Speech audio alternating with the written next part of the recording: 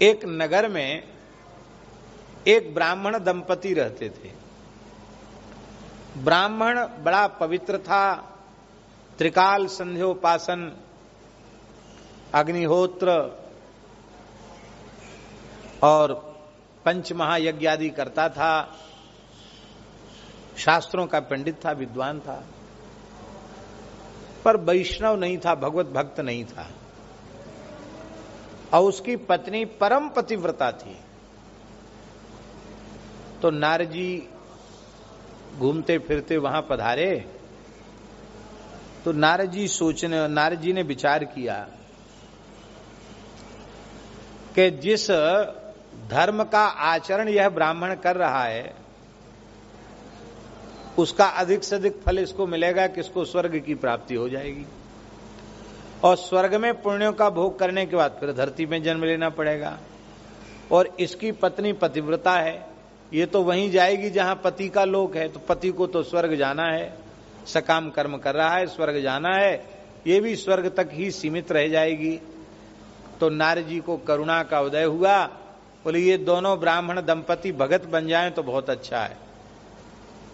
तो नारद जी तो बड़े लीलाधारी, नारद जी ब्राह्मणी के यहां पहुंचे, नारायण नारायण नारायण बीणा बजाते हुए, अरे आओ आओ महाराज आओ। वो पहचानती नहीं थी नारद जी हैं, महात्मा हैं। प्रणाम किया, भीतर बुलाया, चरण धोए, पूजन किया और बोले महाराज भिक्षा कर लीजिए, भोजन कर लीजिए। बोले हाँ देवी, ये ब्राह्मण के यहाँ की भिक्षा तो यतियों के लिए ग्राह्य है, हम सन्यासी हैं, विरक्त हैं, और तुम ब्राह्मण हो, ब्राह्मण की भिक्षा तो अमृत के समान मानी गई है, बड़ी पतिव्रता हो, ठीक है लाओ पवाओ। ब्राह्मणी ने बढ़िया बढ़िया रसोई बनाई थी, नारद जी ने सब प्रेम से तृप्त होके पाया, भोजन किया। अब भोजन करने के बाद इलायची लौंग लेकर के जब बैठ गए तो नारद जी ने कहा कि देवी एक बात पूछें। कहा महाराज आज्ञा करो। तुम्हारे गले में कंठी नहीं है? बोले हम तो जानते नहीं महाराज कंठी होती क्या चीज होती है कंठी, हम सौभाग्यवती नारी हैं, मंगलसूत्र पहने, कंठी क्या होती है, तिलक भी नहीं, हम तो ध्यान ही नहीं दिया। दीक्षा लिया है किसी से, नाम कान में सुना है कि नहीं? वो हंसने लगी, बोले महाराज हमारे कोई बात आपकी समझ में नहीं आ रही, आप क्या कहना चाहते? अरे राम राम, भ्रष्ट कर दिया, हमारा सब नियम धर्म बिगाड़ दिया। अवैष्णव अदीक्षित के हाथ का बनाया हुआ भोजन कर लिया, अन्न खा लिया, अब तो पता नहीं क्या प्रायश्चित करना पड़ेगा। अरे राम राम, पहले क्यों नहीं बताया? बड़े ग्लानि में भर गए नारद जी, और जैसे घर के दरवाजे से निकले तो टेंटुआ में अंगूठा लगाया और सब बमन कर दिया, कमंडल से कुल्ला कर लिया। बोले गंगा जी नहाना पड़ेगा। राम राम राम राम। गंगा जी पास में ही थी, दूर नहीं थी गंगा जी। अब तो ब्राह्मणी थर थर कांपे, इतने अच्छे सिद्ध महात्मा घर में आए और मैंने इतने प्रेम से रसोई बनाई, खा के सब मेरे सामने बमन कर दिया और रोने लगे, इतने दुखी हो गए, हाय हाय तो बड़ा भारी अपराध बन गया। बोले महाराज देखो, गंगा स्नान तो आप कर लो, पर जाना नहीं, अपराध लग गया, बिना खाए आपने सब, तो अब क्या करें हम? प्रायश्चित क्या है इसका? गलती तो हमसे हो गई, भूल हो गई, इसका प्रायश्चित क्या है?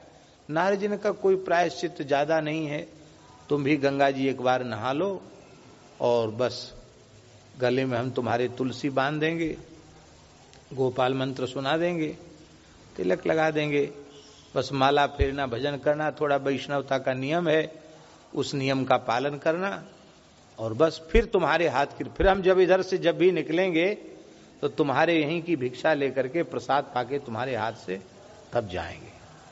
ब्राह्मणी बड़ी प्रसन्न भई, बोले तो क्या है इसमें, कोई हमारी बाधा थोड़ी है। ब्राह्मणी ने दीक्षा ले ली।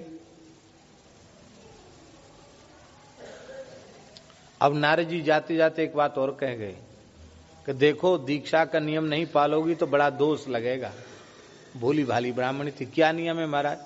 बोले ज्यादा कठोर नियम नहीं है, एक ही नियम है, जिसने कंठी न ली हो, तिलक न लगाता हो, दीक्षा जिसकी न हुई हो, अवैष्णव हो, उसको छूना नहीं।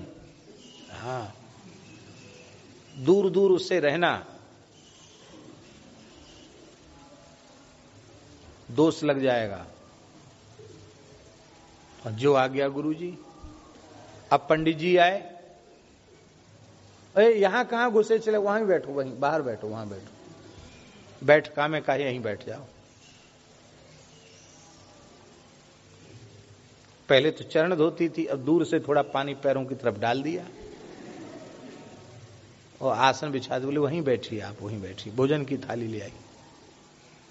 अरे तेरा बदला बदला व्यवहार क्या हो गया, क्या दिमाग ठीक है तेरा? तो बिल्कुल ठीक है। अरे ये क्या? कि ये कंठी है, तुलसी की माला है, ये तिलक है। अरे राम राम राम राम, ये क्या? अरे ब्राह्मण तो जन्म से ही जगत गुरु होता, तुम किसके चक्कर में पड़ गई? बहुत बुरा हुआ। ब्राह्मणी ने कहा महाराज कुछ भी हो जाए, मैं अपने गुरुजी की बात तो नहीं टाल सकती। ब्राह्मण ने कहा भाई एक ही घर में रह के तुम मेरे साथ अछूत जैसा व्यवहार कर रही हो, कैसे चलेगा? कि गुरुजी की आज्ञा है, जिसके तिलक तुलसी ना हो उसको छूना नहीं।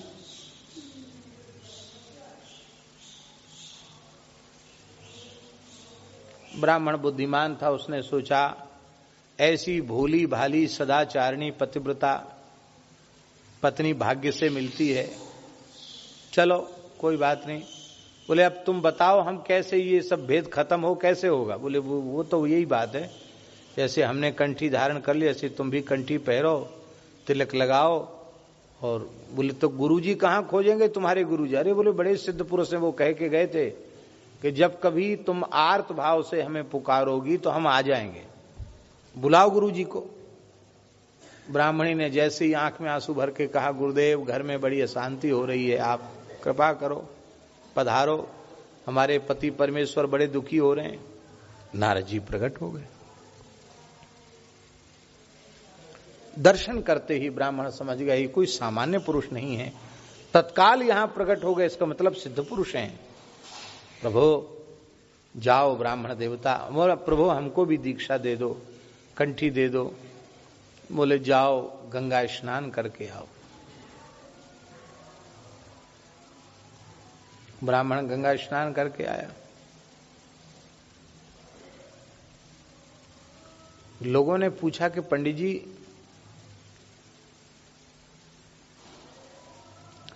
आप तो सवेरे ही गंगा जी में स्नान कर लेते हैं, आज तो करके ही गए थे, आज ये दोबारा स्नान क्यों किया? तो उन्होंने कहा कि वो हमारे यहाँ गुरुजी आए हैं तो उनसे हमको दीक्षा लेनी है, तो गुरुजी ने कहा नहा के आओ, स्नान करके आओ, गंगा नहा के आओ। लोगों ने कहा रे राम राम बताओ, इतने बड़े पंडित होकर ये करे दिन चल रहे हैं। करे दिन जानते ना, यहां कुछ लोग बैठे हैं पितृपक्ष, करे दिन बोलते हैं।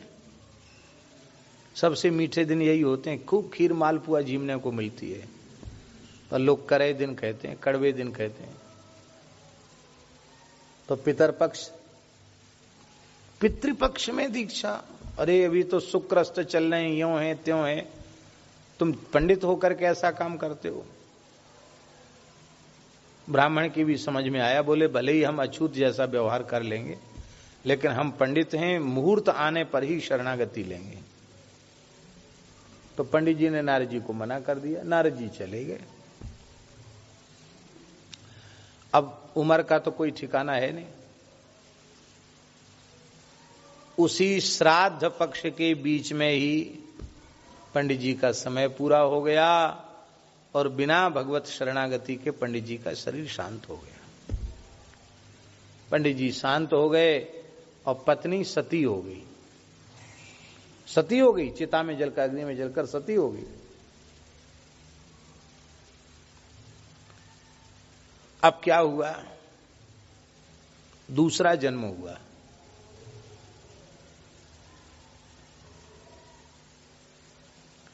ये ब्राह्मण दूसरे जन्म में विदर्भ देश के महाराज के महल का हाथी बना। और ये ब्राह्मणी दूसरे जन्म में विदर्भ देश की राजकुमारी बनी। अब बहुत ध्यान से सुने, ये ब्राह्मण इतना धर्मनिष्ठ नियमनिष्ठ था, हाथी क्यों बना? स्कंद पुराण में लिखा है, भगवान शिव कह रहे हैं पार्वती जी से, अधिक्षितस्य बामोरु कृतम सर्वम निरर्थकम पशु योनिम अवापनोति दीक्षा हीनो मृतो नरः। जो मनुष्य जन्म प्राप्त करके भगवान के शरणागत नहीं हुआ, उसके द्वारा किया गया सब कुछ व्यर्थ है। यदि बिना भगवत शरणागति के शरीर छूट गया तो उसे पशु की योनि में जाना पड़ेगा। क्योंकि दीक्षा क्या है? ये कोई धंधे की काम बात नहीं है, गुरु चेला बनाना धंधे का काम नहीं है। दीक्षा माने उपासना की, साधना की एक निश्चित पद्धति प्राप्त हो जाना, उस पद्धति का आश्रय लेकर हम भगवान की ओर बढ़ें। और एक बात हम बड़ी विनम्रता से निवेदन कर रहे हैं, कई लोग अच्छे साधक होते हैं पर भटके हुए होते हैं।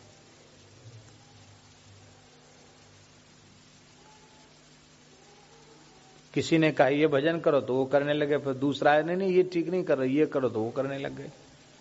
एक ऐसे ही सज्जन हमारे पास आए, कई आ चुके हैं, एक सज्जन की बात बता रहे हैं। उन्होंने अपनी उपासना बताई, तुम्हारा सवेरे से कई घंटे का पाठ।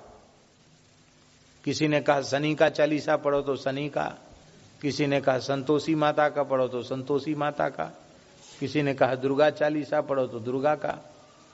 इतने मंत्र जप और इतनी उपासना उन्होंने बता दी। बोले आप कहते हो नाम जप, तो हम तो निश्चय नहीं कर पाए कि हम करें क्या। अब ये बचपन में ये करते थे, उसके बाद उसने वो बताया तो ये करने लगे, फिर ये करने लग गए। एक जगह कहीं निष्ठा नहीं, चित्त में शांति भी नहीं। ये भटकाव आता है, ये भटकाव आता है। लेकिन जब सद्गुरु पादाश्रय ले लेता है तो फिर भटकाव समाप्त हो जाता है। फिर एक निश्चित मंत्र मिल गया, एक निश्चित उपासना मिल गई, अब तुम्हें ये साधन करना है। अब इस साधन का आश्रय लेकर भगवान की ओर बढ़ो। किसी से विरोध नहीं है, किसी से बैर नहीं है, किसी की निंदा नहीं है, किसी की उपेक्षा नहीं है, पर एक निश्चित मार्ग मिल गया। इस मार्ग पर चल करके अपने जीवन के चरम लक्ष्य को प्राप्त करो। तो भजन के लिए जीवन मिला था, वो आपने नहीं किया तो पशु में जाना पड़ेगा। वैष्णव का अनुगमन किया, इस दोष के कारण इस पतिव्रता को क्षत्रिय कुल में जन्म लेना पड़ा। ब्राह्मण से, ये तो ब्राह्मण से पशु हो गया, हाथी बना, और वो क्षत्रिय कुल में उत्पन्न हुई। पर उसको पूर्व जन्म की स्मृति थी कि मेरे गुरु नारद जी हैं, और जप करती थी वो, और वो पहचानती थी कि ये हाथी जो है ना, ये पूर्व जन्म का मेरा पति ही है। अब कन्या बड़ी रूपवती, गुणवती, शीलवती थी। कन्या का स्वयंवर हुआ,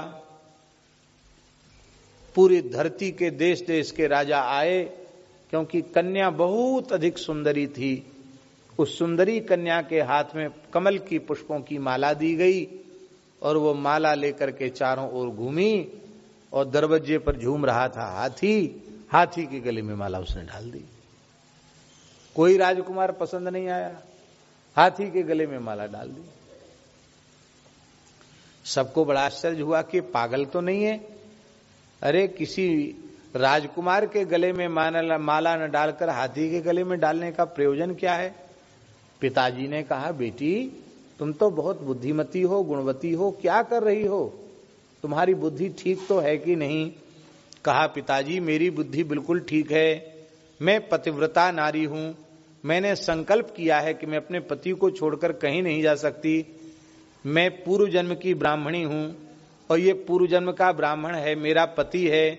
मैं सती हुई हूं, और जहां कहीं इसका जन्म हो वहीं मेरा जन्म हो, इसलिए तुम्हारे यहां ये भी पैदा हुआ, मैं भी पैदा हुई, और मैं पति को छोड़कर दूसरे का वर्णन नहीं कर सकती, क्योंकि मुझे पता ही मेरा पति है। तो मैंने खूब सोच समझ करके गले में माला डाली है। बेटी, मनुष्य का संबंध किसी पशु से वैवाहिक संबंध नहीं हो सकता। विचार करो। बोले ये विचार करने की अब गुंजाइश नहीं है, क्योंकि पतिव्रता एक बार ही वर्ण करती। मैंने वर्ण कर लिया, अब सब विषाद में पड़े थे, क्या करे। राजा लोग कह रहे थे कि पगली है, पगली है, देखो हाथी को बर लिया। तब कन्या ने देखा कि अब क्या करे,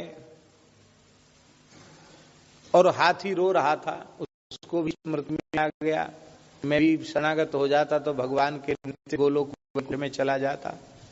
तो तमाशा बन गया। हमारे बाबा कहते बनौआ, ब्रज का शब्द है ना, बनौआ बन गया। कन्या को उसी समय याद आई। गुरुजी ने कहा था जब विपत्ति का क्षण हो मुझे याद करना, मैं आ जाऊंगा। कन्या ने जैसे ही नारद जी की याद किया, नारद जी वीणा बजाते नारायण नारायण करते हुए प्रकट हो गए। सबने प्रणाम किया। नारद जी तो नारद जी, सब पहचानते हैं। तब नारद जी ने दोनों के पूर्व जन्म की कथा सुनाई और हाथी से कहा कि पंडित जी अब तो ज्योतिष का पत्रा खोलकर नहीं देखोगे कि पितृपक्ष चल रहा है कि मातृपक्ष चल रहा है, हैं? भगवत शरणागति का मुहूर्त नहीं होता। जीव जब समझ में आ जाए कि मनुष्य जन्म का फल भगवत शरणागति ही है, उसी समय शरण में चले जाना चाहिए।